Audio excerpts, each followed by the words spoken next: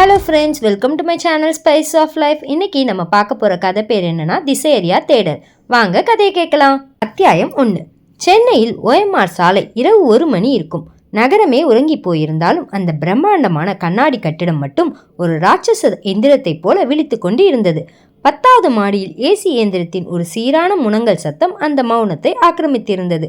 உள்ளே நுழையும் எவருக்கும் அந்த ஜில் என்ற காற்று முதலில் இதமாக இருக்கும்.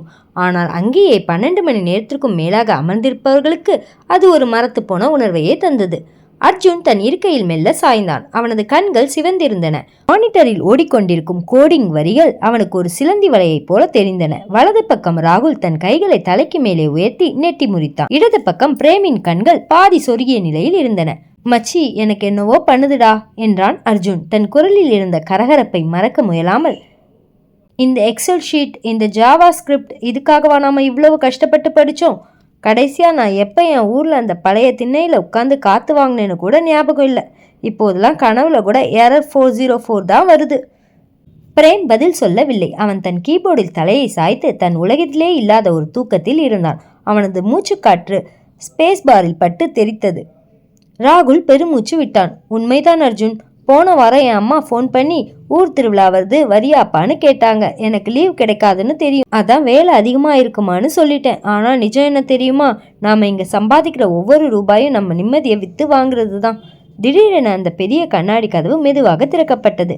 ஏசி காற்றின் அழுத்தத்தில் அது ஒரு மெல்லிய ஒளியை எழுப்பியது. உள்ளே நுழைந்தவர்கள் திவ்யா மற்றும் ரம்யா. இருவரது முகத்திலும் அந்த நள்ளிரவிலும் ஒரு விசித்திரமான உற்சாகம் இருந்தது. திவ்யாவின் கையில் ஒரு காஃபி கோப்பை இருந்தது.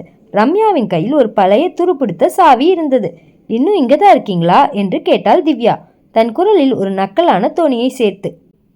இன்னும் 1 மணி நேரம் ஆகும் திவ்யா, இந்த ரிலீஸ் முடிய என்றான் அர்ஜுன் சோர்வாக. இல்லை அர்ஜுன், இந்த ரிலீஸ் இப்போவே முடியுது என்று சொல்லி ரம்யா அந்த சாவியை மேஜையின் மீது டக் என போட்டார். அந்த சத்தம் அந்த அமைதியான ஹாலில் எதிரொலித்தது. இது என்ன என்று கேட்டான் பிரேம் தூக்க கலக்கத்தில் தலையை தூக்கி. இது என் தம்பியோட பழைய ஓப்பன் டாப் ஜீப் சாவி. இப்போ டைம் நள்ளிரவு 1:30. இந்த நிமிஷமே நம்ம 5 பேரும் கிளம்புறோம். எங்கன்னு கேட்காதீங்க, ஏன்னா எனக்கே தெரியாது என்றாள் திவ்யா. என்ன சொல்ற திவ்யா? நாளைக்கு காலையில் 9 மணிக்கு கிளைண்ட் மீட்டிங் இருக்கு. அமெரிக்கால இருந்து கால் வரும் என அர்ஜுன் பதறினான். ரம்யா அவன் அருகே வந்து அவனது லேப்டாப் திரையை மெதுவாக மூடினாள். மீட்டிங் எப்பவும் இருக்கும் அர்ஜுன், ஆனால் உன்னோட இந்த 26 வயசு திரும்ப வராது. ஓவர் திங்க் பண்ணாத. இந்த ஆஃபீஸ் ஐடி கார்டை கழட்டி அந்த டிராயரில் போடு. நாம் இன்னைக்கு மனுஷங்களா வாழ போகிறோம், மிஷினா இல்லை. வண்டி எடு. அர்ஜுன் ஒரு நிமிடம் தன் நண்பர்களின் முகத்தை பார்த்தான். ராகுலின் கண்களில் ஒரு சின்ன ஆசை மின்னியது. பிரேம் ஏற்கனவே தன் பேக்கை மாட்டிக்கொண்டு தயாராகிவிட்டான். அர்ஜுன் மெல்ல எழுந்து தன் ஐடி கார்டை கழட்டினான். அந்த ஒரு நொடியில் அவனது தோளில் இருந்து 1000 கிலோ பாரம் இறங்கியது போல ஒரு உணர்வு. 5 பேரும் அந்த நள்ளிரவில் லிப்டில் இறங்கினர். தரைத்தளத்திற்கு வந்து வெளியே இருந்த பார்க்கிங் ஏரியாவிற்கு சென்றபோதுதான் அந்த இரவு நேர காற்று அவர்கள் முகத்தில் அரைந்தது. அங்கே அந்த சிகப்பு நிற பழைய ஜீப் நின்றிருந்தது. அதன் மேலே தூசி படைந்திருந்தாலும் அது ஒரு கம்பீரமான காட்டெருமை போல தெரிந்தது. யார் ஓட்ட போறா என்று கேட்டான் பிரேம் உற்சாகமாக. நான் ஓட்டுறேன் என அர்ஜுன் டிரைவர் சீட்டில் குதித்து அமர்ந்தான். இன்ஜினை ஸ்டார்ட் செய்த போது அந்த பழைய எந்திரம் ஒரு கர்ஜனையுடன் உயிர் பெற்றது.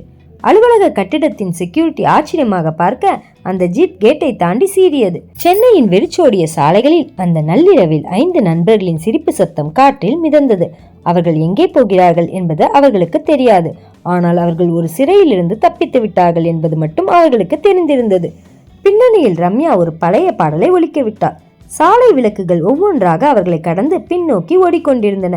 அது ஒரு பயணத்தின் தொடக்கம் மட்டுமல்ல, அவர்களில் தொலைந்து போன சுயத்தை தேடும் ஒரு தேடலாகவும் இருந்தது.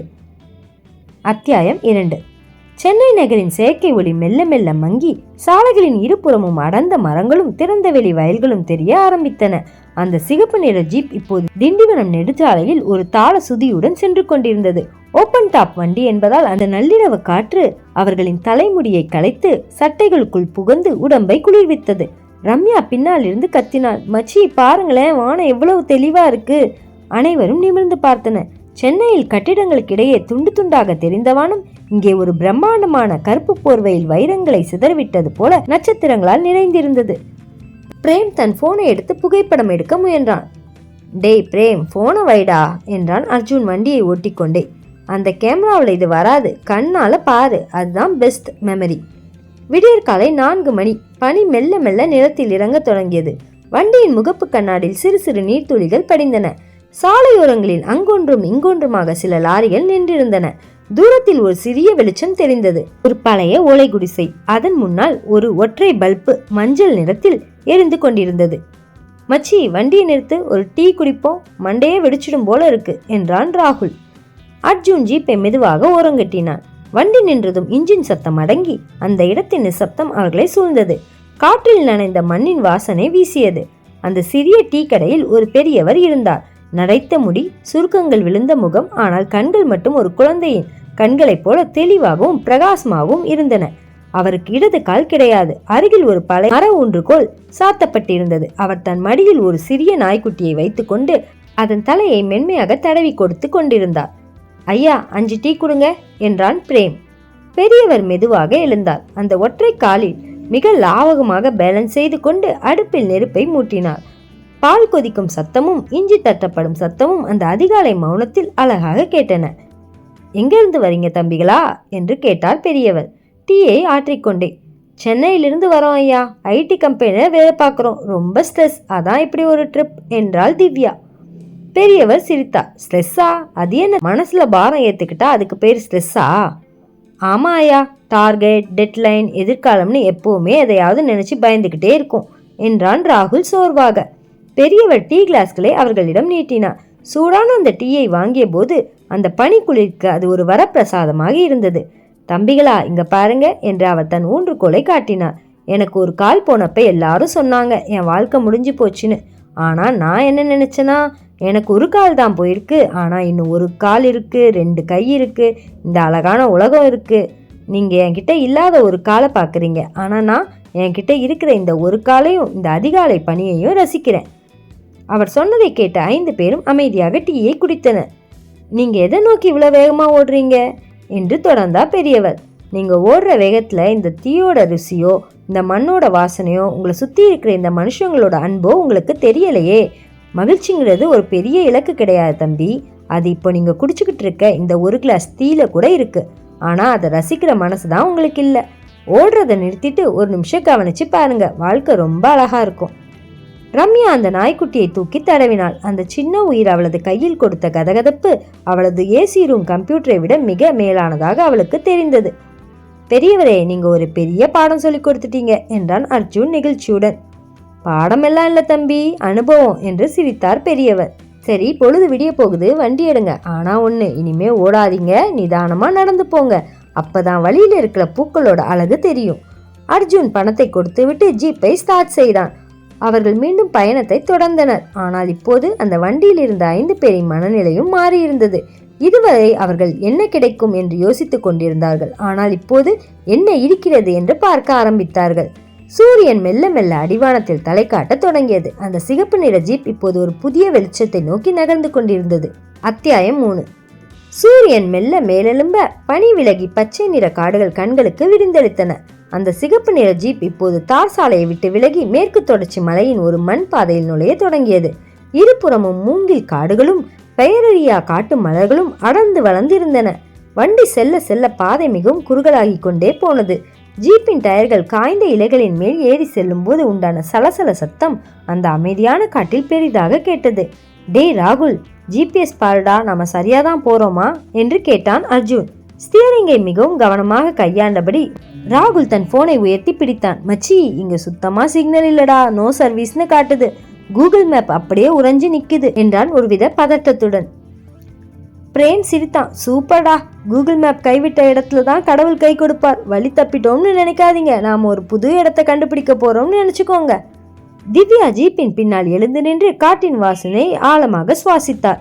இந்த வாசனை கவனிச்சிங்களா? ஈரமான மண்ணும் காட்டுப்பூக்களும் கலந்த ஒரு வாசனை. இதை எந்த ஒரு பெர்ஃப்யூம் கம்பெனியாலையும் பாட்டில்ல அடைக்க முடியாது. திடீரென காற்றில் ஒரு ஈரப்பதம் தெரிந்தது. தூரத்தில் ஏதோ பேரிரைச்சல். அது காற்றின் சத்தம் அல்ல, விழும் நீரின் சத்தம். அர்ஜுன் வண்டியை ஒரு பெரிய ஆலமரத்தடியில் நிறுத்தினான். இங்கே இருந்து நாம நடந்துதான் போகணும் போல என்றான் அர்ஜுன். 5 பேரும் வண்டியிலிருந்து இறங்கினர். அந்த பழைய சிகப்பு ஜீப் இப்போது காட்டின் ஒரு அங்கமாகவே மாறிவிட்டது போல தெரிந்தது. அவர்கள் ஒரு சிறிய ஒற்றையடி பாதையில் நடந்தனர். வழியில் வண்ணத்து பூச்சிகள் அவர்களை சுற்றி நடனமாடின. ரம்யா ஒரு மரத்தின் கிளையில் இருந்து அழகிய ஊதா நிற பூவை தொட்டு பார்த்தாள். ரம்யா, அதை பறிக்காத, அது அங்கே இருக்கட்டும், அது அங்கே இருந்தாதான் அழகு என்றான் அர்ஜுன். அருவியை நோக்கு செல்லும் அந்த மண் பாதையில் ஒரு சிறிய ஓலை குடிசை தென்பட்டது. வாசலில் ஒரு மூதாட்டி அமர்ந்து காய்ந்த மிளகாய்களை முரத்தில் வைத்து புடைத்து கொண்டிருந்தார். பிரேம் பசியில் வயிற்றை பிடித்து கொண்டு, மச்சி அங்க பாரு, ஏதாவது சாப்பிட கிடக்குமான்னு கேட்போம் என்றான். மெதுவாக அந்த குடிசையை அணுகினர். அர்ஜுன், பாட்டி, இங்க பக்கத்துல ஏதாவது ஹோட்டல் இருக்கா, ரொம்ப பசிக்குது. பாட்டி சிரித்தார். அந்த சிரிப்பில் ஒரு தாய்மை இருந்தது. ஹோட்டலா? அதுக்கு இன்னும் 10 மைல் போகணும் தம்பி. ஆனா என்கிட்ட நேத்து மீந்து போன பழைய சோறு இருக்கு. இந்த வெயிலுக்கு அதுதான் உடம்புக்கு நல்லது. உங்களுக்கு சம்மதம்னா சாப்பிட்றீங்களா? 5 பேரும் ஒருவரை ஒருவர் பார்த்து கொண்டனர். நட்சத்திர ஹோட்டல்களில் பஃபே சாப்பிட்ட அவர்களுக்கு பழைய சோறு என்பது ஒரு புதிய அனுபவம். அவர்கள் உற்சாகமாக சம்மதித்தனர். பாட்டி மெதுவாக உள்ளே சென்று ஒரு பெரிய மண்பானையை தூக்கி கொண்டு வந்தார். அந்த பானையை திறந்ததும் மதிய வெயிலுக்கு இதமான ஒரு பழைய சோற்றின் வாசம் காற்றில் பரவியது. பாட்டி தன் கைகளாலே அந்த சோற்றில் கொஞ்சம் தயிரையும் கல்லுப்பையும் சேர்த்து பிசைந்தார். பிறகு களிமண்ணால் செய்த அடுப்பில் சுட சுட சுட்ட கருவாட்டையும் நறுக்கிய சின்ன வெங்காயத்தையும் பச்சை மிளகாயும் ஒரு தட்டில் வைத்தார். பாட்டி அந்த உணவை ஒரு மந்தார இலையில் வைத்து அவர்களுக்கு கொடுத்தார். ரம்யா, பாட்டி, இது எவ்வளவு ருசியா இருக்கு தெரியுமா? நாங்க ஆபீஸ்ல சாப்பிட்ற எல்லாத்தையும் விட இது சூப்பர். பாட்டி, அதுக்கு காரணம் அந்த அரிசி இல்லம்மா, இந்த மண்ணோட அன்பும் நீங்க இப்ப இருக்கிற நிம்மதியும் தான். மிஷின் மாதிரி வேலை பார்க்குறவங்களுக்கு இந்த பழைய சோறு தான் மருந்து. சாப்பிட்டு முடித்ததும் பாட்டி அவர்களுக்கு ஒரு துணிப்பையில் மீதி இருந்த சோற்றையும் கொஞ்சம் தொடுகறியையும் கட்டி கொடுத்தார். அதோ அந்த பாதை வழியா போங்க, அங்க ஒரு அருவி இருக்கு, அங்க உட்கார்ந்து நிம்மதியா சாப்பிடுங்க என்று வழிகாட்டினார். சுமார் 10 நிமிட நடைக்கு பிறகு அவர்கள் ஒரு பெரிய பாறையை கடந்து திரும்பிய போது அவர்கள் கண்ட காட்சி அவர்களை அப்படியே சிலையாக்கியது. அங்கே ஒரு பிரம்மாண்டமான நீர்வீழ்ச்சி பாறைகளுக்கு நடுவே இருந்து பால் போல தண்ணீர் ஆர்ப்பரித்து கொட்டி கொண்டிருந்தது. அந்த அருவி ஒரு சிறிய குளமாக தேங்கி பிறகு ஓடையாக ஓடியது. சூரிய ஒளி அந்த தண்ணீர் துளிகள் மேல் பட்டு ஒரு சிறிய வானவில்லை உருவாக்கியிருந்தது. அங்கே மனித நடமாட்டமே இல்லை. அந்த அருவி இத்தனை காலமும் யாருக்கும் தெரியாமல் தனக்காகவே பாடிக்கொண்டிருப்பது போல தெரிந்தது. மச்சி, இது நிஜமா என சொல்லிக்கொண்டே பிரேம் தன் ஷூக்களை கழட்டி எரிந்துவிட்டு தண்ணீரில் குதித்தான். ஐயோ, செம்ம ஜில்லுன்னு இருக்குடா என்று அவன் கத்த, அர்ஜுனும் ராகுலும் ஒருவரை ஒருவர் தள்ளிவிட்டு தண்ணீருக்குள் பாய்ந்தனர். திவ்யாவும் ரம்யாவும் கரையிலிருந்து ஒரு தட்டையான பாறையில் அமர்ந்து தங்கள் கால்களை தண்ணீருக்குள் விட்டனர். ஓடும் நீர் அவர்களின் கால்களை வருடி சென்ற போது அந்த இதமான குளிர்ச்சி அவர்களின் உடலில் இருந்த ஒட்டுமொத்த சோர்வையும் உறிஞ்சி எடுப்பது போல இருந்தது. ரம்யா, ஒரு நிமிஷம் யோசிச்சு பாரு என்றாள். திவ்யா கண்களை மூடிக்கொண்டு, இப்போ நம்ம ஆஃபீஸில் ஏசி ஓடிட்டு இருக்கோம், யாரோ ஒருத்தர் மீட்டிங்கில் கத்திட்டு இருப்பாங்க, யாரோ ஒருத்தர் டெட்லைன் முடியலையேன்னு தலையில் கை வச்சுட்டு இருப்பாங்க. ஆனால் நாம் இங்கே இந்த தண்ணி, இந்த பறவைகளோட சத்தம், இதுக்கு முன்னாடி அந்த ஸ்ட்ரெஸ் எல்லாம் எவ்வளோ சின்னதாக தெரியுதுல்ல? பிரேம் தன் நனைந்த கைகளால் தன் கை கடிகாரத்தை தடவி பார்த்தான். மச்சி, என் வாட்ச் நின்று போச்சுடா, தண்ணி உள்ள போயிடுச்சு போல என்றான் வருத்தப்படாமல் சிரித்து கொண்டே. நிக்கட்டுண்டா பிரேம் என்றான் அர்ஜுன் தண்ணீரை வாரி இறைத்தபடி. கடிகாரம் ஓடிட்டு இருக்கிற வரைக்கும் தான் நாமளும் ஓடிட்டே இருக்கோம். இப்போ நாம இந்த நிமிஷத்துல இருக்கோம். இங்க காலம் கிடையாது, டார்கெட் கிடையாது. அவர்கள் அங்கேயே அமர்ந்து காலையில் வாங்கிய அந்த பழைய சோற்றையும் சுட்ட கருவாட்டையும் சின்ன வெங்காயத்தையும் பிரித்தனர். கைகளால் பிசைந்து அந்த பாறையில் அமர்ந்து சாப்பிட்ட போது அவர்களுக்கு புரிந்தது, உலகின் மிக விலையுயர்ந்த உணவகம் இந்த இயற்கையை விட சிறந்தது அல்ல என்று. அந்த சின்ன விஷயத்தில் அவர்கள் கண்ட திருப்தி அவர்களின் பல வருட உழைப்பில் கிடைக்காத ஒன்றாக இருந்தது. சாப்பிட்டு முடித்துவிட்டு அவர்கள் அந்த பாறையிலே படுத்து வானத்தை பார்த்தனர். மரங்களின் கிளைகளுக்கு இடையே தெரிந்த நீல வானம் அவர்களுக்கு ஒரு புதிய நம்பிக்கையை தந்தது. வாழ்க்கை இவ்வளவுதானா அர்ஜுன் என்று கேட்டாள் ரம்யா. இவ்வளவுதான் ரம்யா, ஆனா நாம தான் இதை ரொம்ப பெருசாக்கிட்டு கஷ்டப்படுறோம். மகிழ்ச்சிங்கிறது ஒரு பெரிய இலக்கல்ல, அது இந்த ஒரு சொட்டு தண்ணி மாதிரி தான், அதை அனுபவிக்க தெரிஞ்சா போதும் என்றான் அர்ஜுன். காட்டுப்பறவைகளின் சத்தம் அந்த அருவியின் இசையோடு இணைந்து அவர்களுக்கு ஒரு புதிய தாலாட்டை பாடிக்கொண்டிருந்தது. 4. அருவியில் குளித்து முடித்த ஈரமும் அந்த பாட்டி கொடுத்த பழைய சோத்தின் திருப்தியும் அவர்களை ஒரு புதிய மனிதர்களாக மாற்றியிருந்தது. சூரியன் மெல்ல மெல்ல மேற்கே சாய தொடங்கியது. மரங்களின் நிழல்கள் நீண்டு கொண்டே சென்றன. கிளம்புவோமா, இன்னும் ஒரு முக்கியமான இடம் இருக்கு என்றான் அர்ஜுன். 5 பேரும் மீண்டும் அந்த சிகப்பு ஜீப்பில் ஏறினர். வண்டி இப்போது மலையின் உச்சியை நோக்கி வளைந்து நெளிந்து சென்றது. ஒவ்வொரு வளைவிலும் கீழே தெரிந்த பள்ளத்தாக்கு ஒரு பச்சை நிற போர்வை விரித்தது போல பிரம்மாண்டமாக தெரிந்தது. மலையின் உச்சிக்கு சென்றதும் அர்ஜுன் வண்டியை நிறுத்தினான். அங்கே ஒரு பெரிய புல்வெளி. அங்கிருந்து பார்த்தால் வானம் அப்படியே பூமிக்கு மிக அருகில் இருப்பது போல தெரிந்தது. சூரியன் இப்போது ஒரு பெரிய தங்க நிற தட்டாக மாறி மேகங்களுக்கு பின்னால் ஒளிந்து விளையாடி கொண்டிருந்தது. வானம் ஊதா, ஆரஞ்சு, சிவப்பு என பல வண்ணங்களில் ஜொலித்தது. அந்த மேஜிக் ஹவர் எனப்படும் அந்த அந்தி நேரத்தில் 5 பேரும் ஜீப்பின் முன்பக்கத்தில் அமர்ந்தனர். அமைதி நிலவியது. ஆனால் அந்த அமைதி சோகமானதல்ல, ஒரு ஆழமான அமைதி. ரம்யா, திவ்யா கவனிச்சிங்களா என்று ராகுல் கேட்டான். நம்ம யாருமே இப்போ ஃபோனை எடுத்து இந்த அழகான சூரியனை ஃபோட்டோ எடுக்கணும்னு நினைக்கல, நாம அதை அனுபவிக்கிறோம். ரம்யா சிரித்தாள். ஆமா ராகுல், நாம் எப்பவுமே மற்றவங்களுக்கு காட்டுறதுக்காக தான் வாழ்ந்திருக்கோம். ஆனால் இன்னைக்கு நமக்காக வாழ்ந்திருக்கோம். உண்மையிலேயே மகிழ்ச்சிங்கிறது ரொம்ப சின்ன விஷயத்துல தான் இருக்கு. திவ்யா மெதுவாக சொன்னாள். தெரியுமா ஃப்ரெண்ட்ஸ், நாம் இந்த ட்ரிப்பில் பெரிய ஹோட்டலுக்கு போகலை, ஷாப்பிங் பண்ணலை, ஆனால் ரொம்ப ஹாப்பியாக இருக்கோம். ஏன் தெரியுமா? நாம் ஹாப்பினஸை ஒரு எதிர்கால கனவாக பார்க்காம இந்த நிமிஷத்தை ரசித்தோம். அதிகமாக யோசிக்கிறதாலேயே நாம் நம்மக்கிட்ட இருக்கிற அழகை தவற விட்டுட்டோம். ஆனால் இனிமே அப்படி நடக்காது. சூரியன் முழுமையாக மறைந்து வானத்தில் ஒரு இளம் இருட்டு படர்ந்தது. அர்ஜுன் ஜீப்பின் இன்ஜினை ஸ்டார்ட் செய்தான். சரி ஃப்ரெண்ட்ஸ், சென்னைக்கு கிளம்புவோம். ஆனால் இப்போ போகிறது பழைய அர்ஜுனோ பழைய பிரேமோ இல்லை, ஒரு புதிய டீம். அத்தியாயம் 5. திங்கட்கிழமை காலை 9 மணி. சென்னையின் அந்த பிரம்மாண்டமான ஐடி அலுவலகம் லிஃப்ட் கதவுகள் திறக்க அர்ஜுன், ராகுல், பிரேம், திவ்யா மற்றும் ரம்யா ஐவரும் உள்ளே நுழைந்தனர். வழக்கமாக அந்த அலுவலகத்திற்குள் நுழையும் போது அவர்களின் முகத்தில் ஒரு பதட்டமும் சோர்வும் இருக்கும். ஆனால் இன்று நிலைமை வேறாக இருந்தது. அவர்கள் ஒவ்வொருவரின் முகத்திலும் ஒரு பிரகாசமான சிரிப்பு இருந்தது. அவர்களின் கண்கள் தெளிவாகவும் உற்சாகமாகவும் தெரிந்தன. அவர்கள் தங்கள் டெஸ்கிற்கு சென்றனர். அர்ஜுன் தன் லேப்டாப்பை திறந்தான். 500க்கும் மேற்பட்ட மின்னஞ்சல்கள் காத்திருந்தன. பழைய அர்ஜுனாக இருந்தால் இதை பார்த்ததும் தலையில் கை வைத்து புலம்பியிருப்பான். ஆனால் இன்றைய அர்ஜுன் மெதுவாக சிரித்தான். அருகில் இருந்த பிரேமிடம், பிரேம், இந்த இமெயில்ஸை ஒவ்வொன்றா பார்ப்போம், முதல்ல ஒரு சூடான காஃபி குடிச்சிட்டு வருவோமா என்றான். பிரேம் உற்சாகமா, கண்டிப்பா மச்சி, பாரு, அந்த பாட்டி சொன்னது இப்போவும் காதுல கேட்குது, நாம ஓடுறதை நிறுத்திட்டு நிதானமா வேலையை ஆரம்பிப்போம் என்றான். அவர்களின் டீம் மேனேஜர் அங்கே வந்தார். அவர் மிகவும் டென்ஷனாக இருந்தார். அர்ஜுன், நேற்று நான் ஃபோன் பண்ணேன், யாரும் எடுக்கவே இல்லை, அந்த டெலிவரி என்னாச்சு என கத்தினார். அர்ஜுன் நிதானமாக எழுந்து நின்று கனிவான குரலில் சொன்னான்.